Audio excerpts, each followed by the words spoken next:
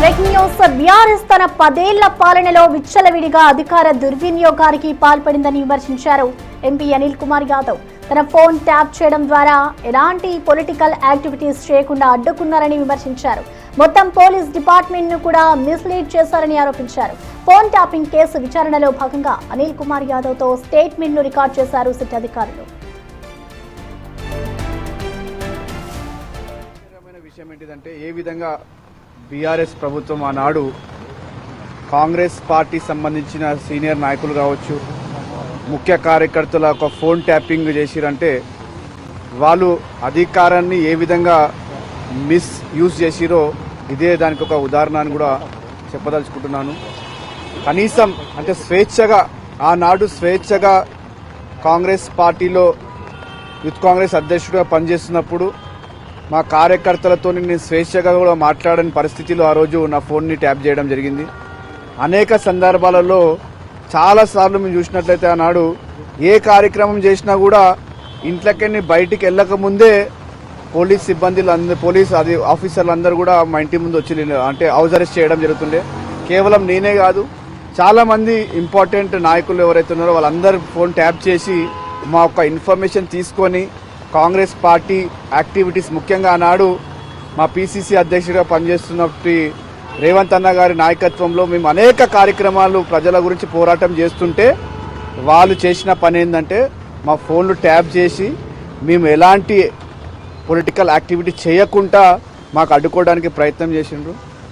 నిజంగా కూడా ఒక డెమోక్రటిక్ సిస్టంలో అంటే ఇది జనరల్గా ఇలాంటి సిస్టమ్ ఎలా ఉంటుందంటే ఏదైనా సొంతంగా అంటే కింగ్డమ్ ఉంటే కింగ్డమ్లో రాజు సంబంధించిన నాయకత్వం ఉంటే ఇలాంటి సిచ్యువేషన్లు ఉంటాయి.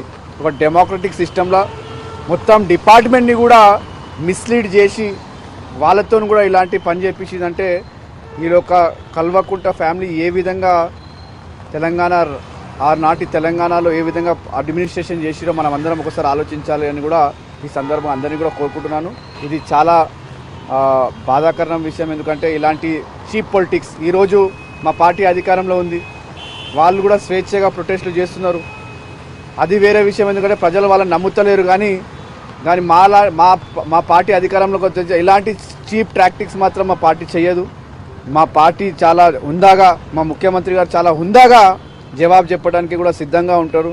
వాళ్ళు ఎంతసేపు ఈ దట్టి పొలిటిక్స్కి ఆనాడు చేసి అదే టాక్టిక్స్ ఇప్పుడు కూడా చేయడానికి ప్రయత్నం చేస్తారు. కనుక వాళ్ళు జాగ్రత్తగా ఉండాలని కూడా ఈ సందర్భంగా అందరినీ కోరుతున్నారు. అలా రికార్డులో ఏంటంటే నా ఫోన్ కానీ మా నాన్నగారి ఫోన్ కానీ ముఖ్య నాయకులు చాలామంది వాళ్ళ దగ్గర ఇన్ఫర్మేషన్ వచ్చింది. మేము కూడా చెప్పాం ఆనాడు. మేము ఎందుకంటే ముఖ్యమంత్రి ఆనాడు పీసీసీ ప్రెసిడెంట్గా పనిచేసినప్పుడు దగ్గర నుంచి మేము వాళ్ళ వెంబడి పనిచేసే వాళ్ళము. ఈ రోజు కూడా దగ్గర నుంచి పనిచేస్తుంటాం. ఆయన ఇచ్చే ప్రతి ఇన్స్ట్రక్షన్స్ని కూడా యాజ్ ఎ పీసీసీ ప్రెసిడెంట్, మా పీసీసీ ప్రెసిడెంట్ అధ్యక్షుడుగా ఇచ్చే ఇన్ఫర్మేషన్ మేము గ్రాస్ రూట్ లెవెల్కి కూడా తీసుకెళ్ళాలి. కనుక ఎందుకంటే ఆర్గనైజేషన్ చేసేటప్పుడు ఏదైనా ప్రొటెస్ట్ చేయాలన్నా ఏదైనా మూవ్మెంట్ ఉన్నా కూడా మేము కింది లెవెల్గా తీసుకెళ్తుంటే కనుక ఆ టైంలో మా ఫోన్లు కూడా ట్యాప్ చేయడం జరిగింది. ఎందుకంటే మేము చేస్తున్న కార్యక్రమాన్ని అడ్డుకోవడానికి ప్రయత్నం చేయడం జరిగింది. ఈరోజు విచారణలో ఏం జరిగింది అసలు? మీ ముందు విచారణలో జరిగింది ఏంటంటే మా ఫోన్ అనేది ట్యాప్ అయిందని వాళ్ళ దగ్గర ఎంక్వైరీలో తేలడం జరిగింది. మేము కూడా మాకు మాకు టైం ఏదైతే చెప్పడం జరిగిందో వాళ్ళ దగ్గర ఒక టైం ఫ్రేమ్ ఉంది. ఎన్ని మంత్స్ బిఫోర్ ట్యాప్ అయిందో, 1 year బిఫోర్ ట్యాప్ అయిందా, 6 months బిఫోర్ ట్యాప్ అయిందో వాళ్ళ దగ్గర ఒక ఇన్ఫర్మేషన్ ఉండే. ఆ ఇన్ఫర్మేషన్ బట్టి అప్పుడున్న సిచ్యువేషన్స్ని కూడా మేము వాళ్ళకి చెప్పడం జరిగింది. ఏ విధంగా మేము చేస్తున్న యాక్టివిటీస్ని అడ్డుకోవడానికి ప్రయత్నం చేసినని కూడా వాళ్ళకి డీటెయిల్గా చెప్పడం జరిగింది.